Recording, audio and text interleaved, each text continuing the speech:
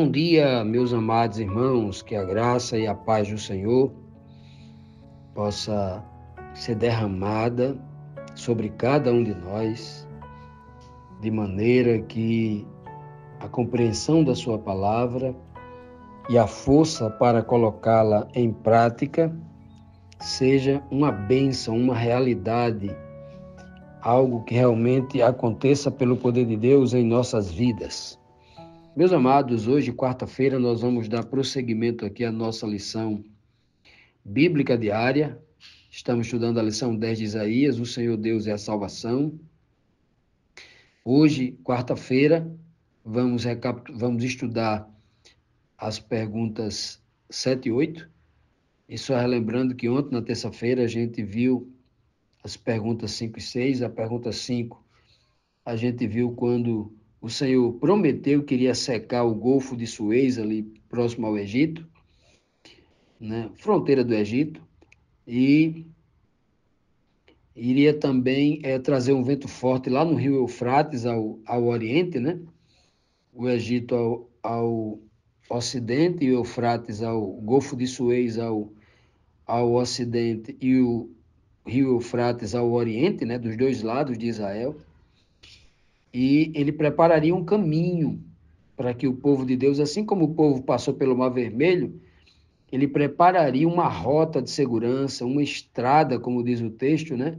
Para que o seu povo, o remanescente fiel, pudesse retornar a ele, né? Esse povo seria o seu povo, ele chama aí de meu povo, lá em Isaías 11, 15 e 16. E entrando no capítulo 12, nós vimos que, logo no início, né, o povo iria começar a cantar a Deus, a louvar de todo o coração, porque agora o Senhor, entre aspas, já não estava mais irado com eles, fecha aspas, né? Porque a ira do Senhor já havia passado, o Senhor já havia dado perdão a ele pelos terríveis pecados que ele haviam cometido, haviam sido justificados e salvos, né? E então eles gritavam: Deus é o meu Salvador. Eu agora confiarei somente nele e não vou ter mais medo do Senhor, né? Como eles tinham medo, né? Porque o Senhor agora, além de ter me perdoado e meu Salvador, ele me dá força e poder. Eles concluem dizendo e repetindo: ele é o meu Salvador. Isso foi em Isaías 12, versículo 2, né? Estudamos ontem. E dando prosseguimento a essa questão, na pergunta 7 diz: o que significa beber água da fonte de salvação? Conforme o texto aqui de Isaías 12, versículo 3, diz assim: então eles, cheios de alegria, obviamente dando continuidade ao texto anterior, quando eles dizem que Deus é Salvador, agora não tem mais medo, né? Estão louvando. Então esse povo cheio de alegria, todos irão até as fontes e beberão da água que os salvará. Que linguagem espiritual maravilhosa, profunda, nós encontramos aqui neste verso.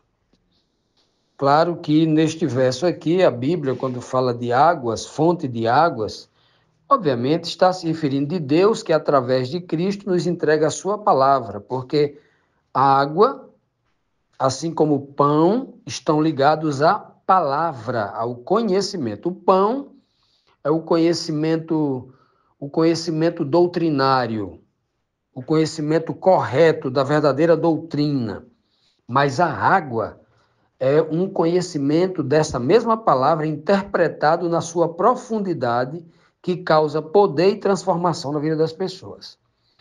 Porque o pão nutre, mas a água purifica por dentro. A água purifica.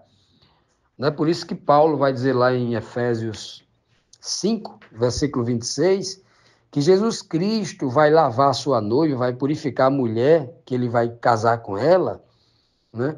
Vai purificá-la pela lavagem da água da palavra, ou lavagem com água pela palavra. O que lava mesmo o homem é a palavra. Para Deus não interessa você tomar um banho de água sanitária, se quiser, com sabão, com shampoo, só vai lavar as nódoas, a sujeira que tiver sobre a pele. Aquela sujeira superficial, não é essa que Deus quer tirar. né? Essa aí a gente tem que tirar para não adoecer fisicamente.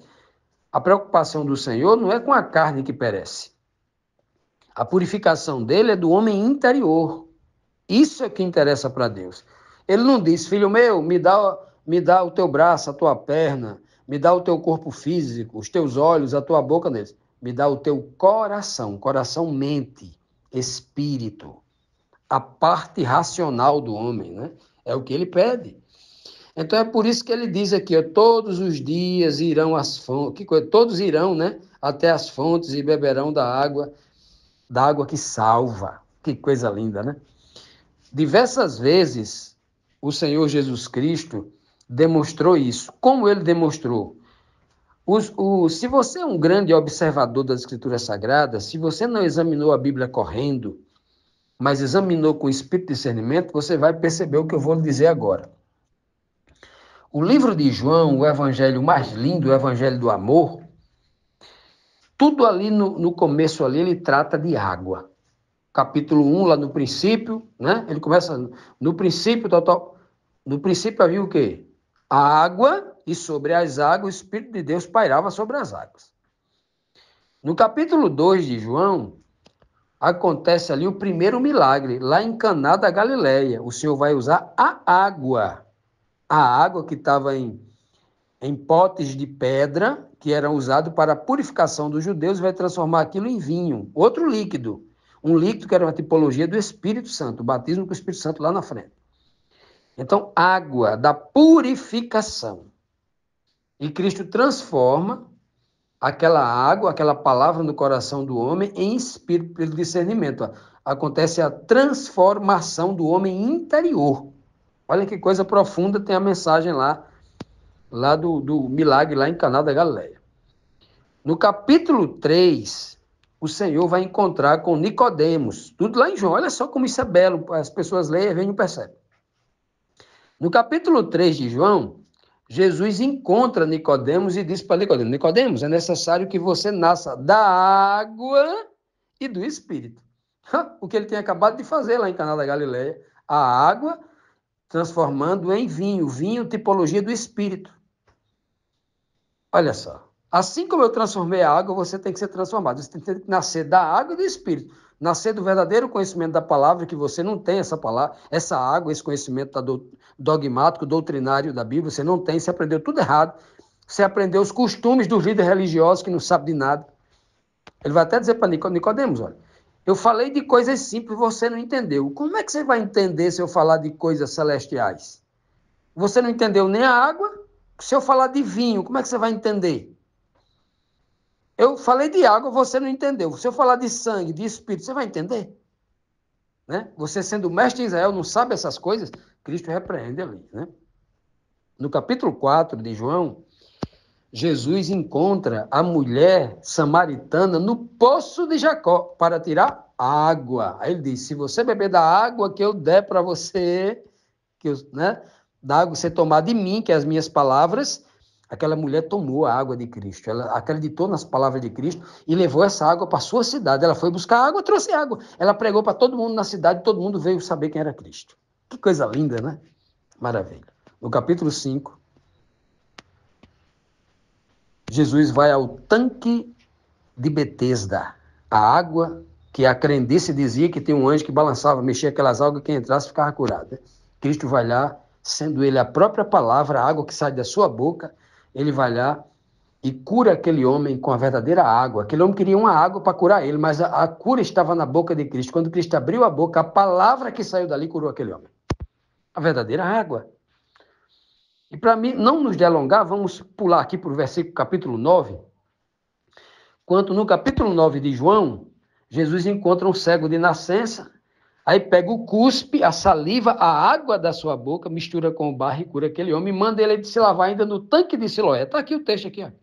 As fontes, lá no tanque de Siloé. Siloé quer dizer o enviado. Ou seja, se lave nas águas do enviado, se lave nas palavras que há na boca do enviado, do Jesus, o enviado de Deus. Que maravilha, né, meus amados?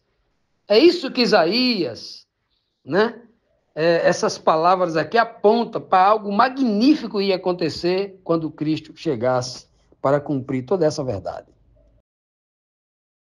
Continuando, meus amados, vamos aqui então para a próxima pergunta, a pergunta 8, que diz assim: que sábio conselho deu o profeta Isaías ao povo em gratidão ao Senhor? O verso agora é o 4:6, que diz assim, Isaías 12, versículo 4 ao 6, que diz assim: e direis naquele dia, dai graças ao Senhor, invocai o seu nome, fazei notório os seus feitos entre os povos, contai quão excelso é o seu nome, cantai ao Senhor, porque fez coisas grandiosas, saiba-se isto em toda a terra, exulta e jubila, ó habitantes de Sião, porque grande é o Santo de Israel no meio de ti. Então aqui veja que agora, quando ele fala no meio de ti, algumas pessoas podem até entender que existe uma roda de pessoas, 10 pessoas, e eles colocam ali no centro, no meio. Não, quando ele fala no meio de ti, está falando dentro da mente da pessoa. No meio é dentro do ser humano. Só tem um lugar que Deus quer estar, é dentro da mente da pessoa. Ele não quer estar do lado, não. Mas ele vai estar do lado um dia? Vai estar do lado dos seres humanos, tal, na nova terra. Mas Deus sempre vai estar presente no coração dos seus filhos. O seu espírito vai estar dentro. Nós somos o templo do Espírito de Deus. Deus quer habitar dentro de nós através do seu Espírito, com o seu Espírito. Espiritualmente, ele tem que estar presente em nós, senão nós não somos filhos dele. Essa é uma condição sine qua non. Ou é ou não é. Né? Pois bem. E a beleza daqui, olha, que Isaías está tratando aqui, é algo que o povo de Israel não entendia. O povo de Israel hoje ainda, muitos judeus hoje não entendem isso.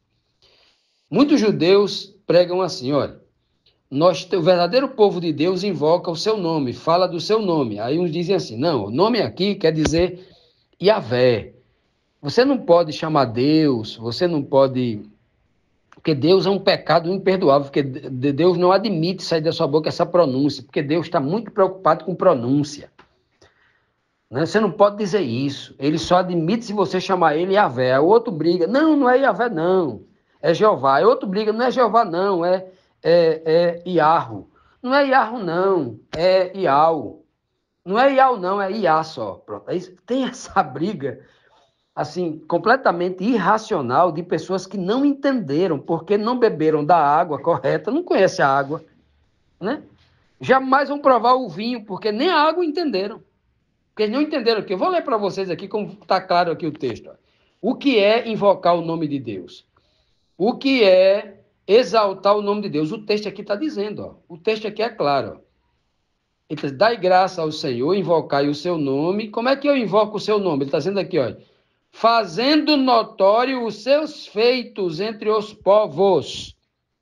Eu só glorifico o nome de Deus entre os povos quando eu digo que ele fez. Porque nome aqui nas Escrituras está vinculado a uma reputação, a uma fama constituída, uma fama construída, um nome construído baseado nos feitos. Não é um crente que vai dizer assim, olha, eu estou louvando a Deus quando eu digo glória a Yahvé. O nome certo é Yahvé na cabeça, alguns dizem, né? Se o nome certo for Yahvé, glória a Yahvé. Eu estou glorificando a Deus. Não. Se glorifica o nome de Deus quando você diz assim, ó. Deus fez abrir o mar vermelho e levou o povo lá para o deserto e derramou pão do céu para aquele povo comeu, não teve fome, porque Deus cuidou de cada um deles. E nenhum deles passou fome, porque Deus não permite que o seu servo passe fome.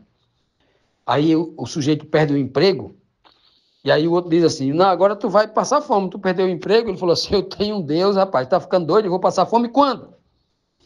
E ele não passa fome. Aí ele glorifica o nome de Deus, porque tanto ele disse o que Deus fez, como o povo está vendo o que Deus está fazendo na vida dele, baseado naquilo que ele crê.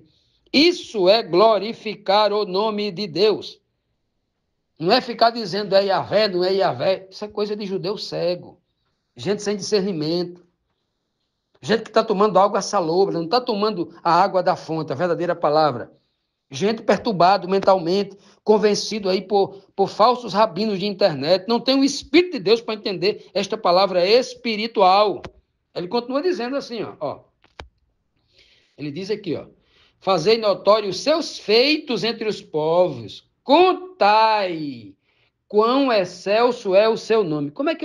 Quão grande é o seu nome? Como é que eu conto que o nome dele é grande? Dizendo o que ele fez. Quer ver se é isso mesmo? Ele vai continuar dizendo, ó. Contai ao Senhor, porque fez coisas grandiosas. De novo, diga as coisas grandiosas que Deus fez no passado e está fazendo na sua vida hoje. Isso é exaltar o nome de Deus. Não é dizer, né? Por isso que ele fala, saiba-se isto em toda a terra, o que Deus fez. Porque todo nome se constrói com uma reputação baseado em feitos, aquilo que se faz. Olha, você pergunta, como é possível as pessoas não entenderem isso, né? Claro que não é possível não entenderem, porque não tem um espírito de discernimento. Está preso à letra morta, preso a uma mensagem gramatical pobre, insuficiente para alimentar o espírito, que é racional, que é espiritual, né? E é por isso, meus amados irmãos, que muita gente lê essas maravilhas aqui da Escritura Sagrada e não consegue entender, né? Preso a tudo isso. O texto fala, exulta e jubila. Quem entende isso que eu estou falando, o íntimo dele vai exultar de alegria, vai entrar em júbilo, né? Os que realmente habitam em Sião. Não é os que habitam nas sinagogas, não é os que habitam nos templos suntuosos, nas igrejas, né? Não é por aí não, né? Porque grande é o Santo de Israel no meio de ti, dentro de você. Deus tem que ser grande dentro da minha fé. Não basta eu discutir teologia, discutir cultura, doutrinas, aspectos, né, dos costumes culturais da igreja A, do judaísmo, do cristianismo, do islamismo ou qualquer outro ismo. Não adianta. Que vale mesmo a pena aqui a gente entender essa palavra maravilhosa. Aqueles que entenderem isso, que beberem dessa fonte de salvação, irão realmente um dia cantar esse louvor aqui que Isaías está descrevendo.